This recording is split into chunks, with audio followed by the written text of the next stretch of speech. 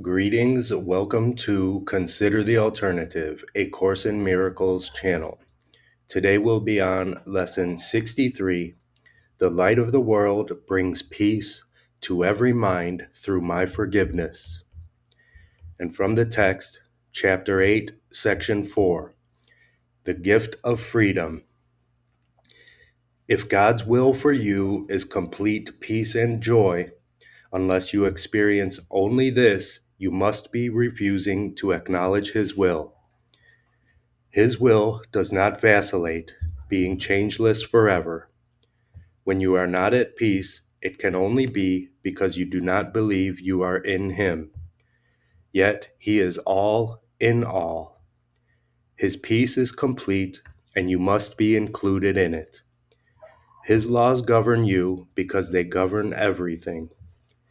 You cannot exempt yourself from His laws, although you can disobey them. Yet, if you do, and only if you do, you will feel lonely and helpless because you are denying yourself everything. I am come as a light into a world that does deny itself everything. It does this simply by dissociating itself from everything. It is therefore an illusion of isolation, maintained by fear of the same loneliness that is its illusion. I said that I am with you always, even unto the end of the world. That is why I am the light of the world. If I am with you in the loneliness of the world, the loneliness is gone. You cannot maintain the illusion of loneliness if you are not alone. My purpose, then, is still to overcome the world. I do not attack it, but my light must dispel it because of what it is. Light does not attack darkness, but it does shine it away. If my light goes with you everywhere, you shine it away with me. The light becomes ours, and you cannot abide in darkness any more than darkness can abide wherever you go. The remembrance of me is the remembrance of yourself and of Him who sent me to you. You were in darkness until God's will was done, but you were in darkness until God's will was done completely by any part of the sonship. When this was done, it was perfectly accomplished by all. How else could it be perfectly accomplished? My mission was simply to unite the will of the sonship with the will of the Father by being aware of the Father's will myself. This is the awareness I came to give you, and your problem in accepting it is the problem of this world. Dispelling it is salvation, and in this sense, I am the salvation of the world. The world must therefore despise and reject me, because the world is the belief that love is impossible. If you will accept the fact that I am with you, you are denying the world and accepting God. My will is His, and your decision to hear me is the decision to hear His voice and abide in His will. As God sent me to you, so will I send you to others, and I will go with them with you, so we can teach them peace and union. And I will go to them with you, so we can teach them peace and union. Do you not think the world needs peace as much as you do? Do you not want to give it to the world as much as you want to receive it? For unless you do, you will not receive it. If you want to have it of me, you must give it. Healing does not come from anyone else. You must accept guidance from within. The guidance must be what you want, or it will be meaningless to you. That is why healing is a collaborative venture. I can tell you what to do, but you must collaborate by believing that I know what you should do. Only then will your mind choose to follow me. Without this choice, you could not be healed because you would have decided against healing, and this rejection of my decision for you makes healing impossible. Healing reflects our joint will. This is obvious when you consider what healing is for. Healing is the way in which the separation is overcome. Separation is overcome by union. It cannot be overcome by separating.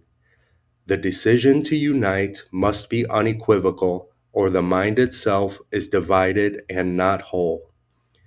Your mind is the means by which you determine your own condition, because mind is the mechanism of decision.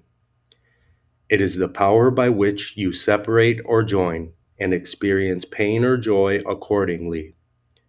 My decision cannot overcome yours, because yours is as powerful as mine. If it were not so, the sons of God would be unequal. All things are possible through our joint decision, but mine alone cannot help you. Your will is as free as mine, and God Himself would not go against it.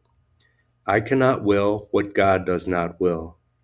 I can offer my strength to make yours invincible, but I cannot oppose your decision without competing with it and thereby violating God's will for you. Nothing God created can oppose your decision, as nothing God created can oppose His will. God gave your will its power, which I can only acknowledge in honor of His. If you want to be like me, I will help you, knowing that we are alike. If you want to be different, I will wait until you change your mind. I can teach you, but only you can choose to listen to my teaching.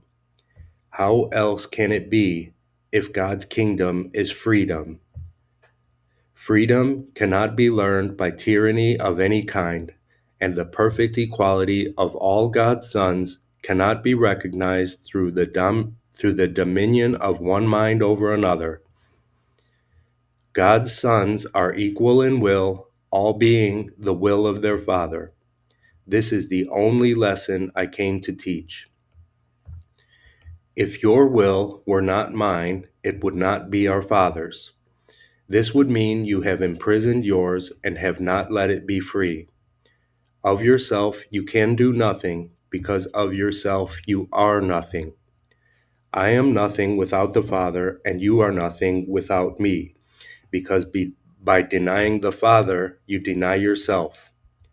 I will always remember you, and in my remembrance of you lies your remembrance of yourself. In our remembrance of each other lies our remembrance of God. And in this remembrance lies your freedom, because your freedom is in Him. Join then with me in praise of Him and you whom He created.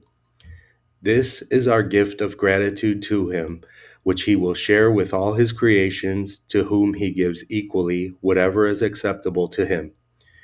Because it is acceptable to Him, it is the gift of freedom, which is His will for all His sons.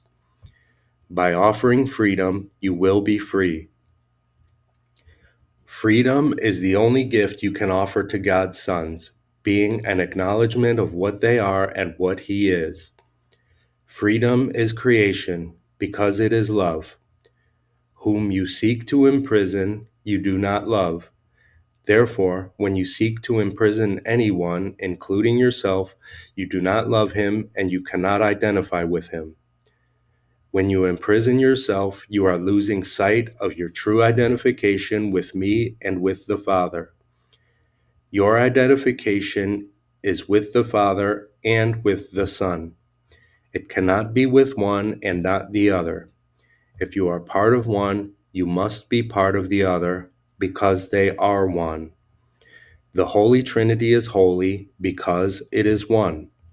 If you exclude yourself from this union, you are perceiving the Holy Trinity as separated. You must be included in it because it is everything. Unless you take your place in it and fulfill your function as part of it, the Holy Trinity is as bereft as you are. No part of it can be imprisoned if its truth is to be known. Chapter 8, Section 4, The Gift of Freedom. Lesson 63.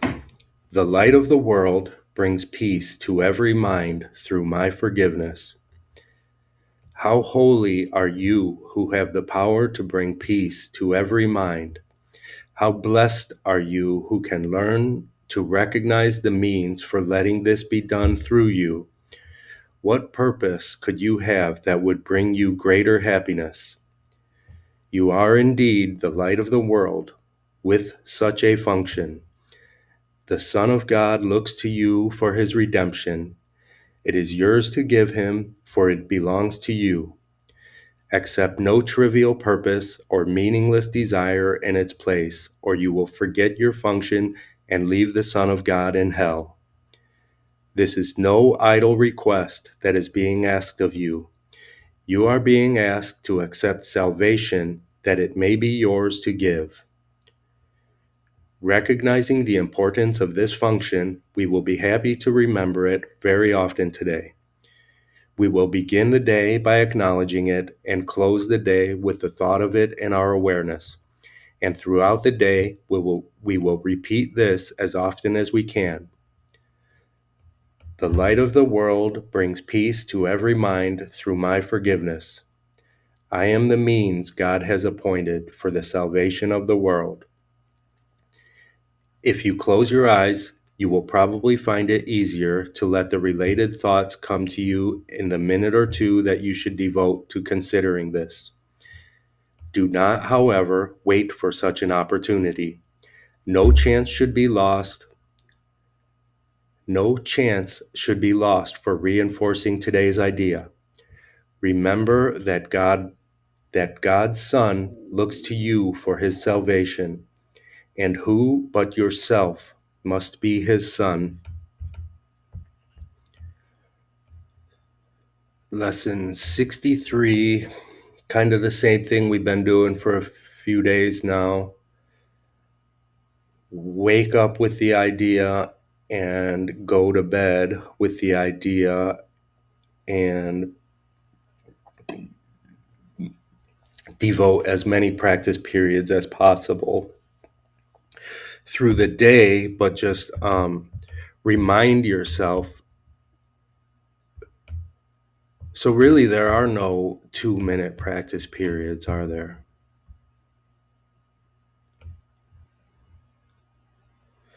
I don't know. Maybe it is 2 minutes every time you consider this idea. Basically, when you're considering the idea, just close your eyes and let every other thought come and go.